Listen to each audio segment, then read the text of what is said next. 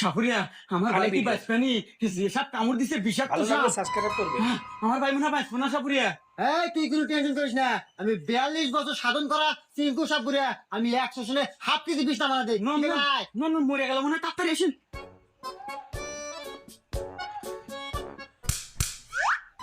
ইস বাপু, তুমি যদি আমাকে 2 মিনিট আগে আনতে, তাই আমার এই বিষ আমার আয়ত্তে থাকে, আমি বিষ নামাতে পারি, কিন্তু এই বিষ আমার আয়ত্তে আর নাই। এই বিষ চলে গেছে পদ্মা দেবীর আয়ত্তে, আর সাথে মারাও গেছে।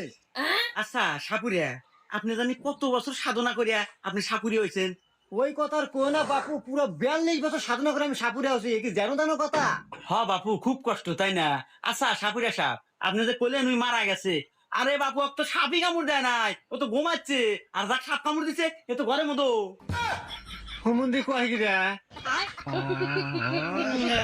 না, এত পেশাল পারে ঘুমায়ও শান্তি নেই।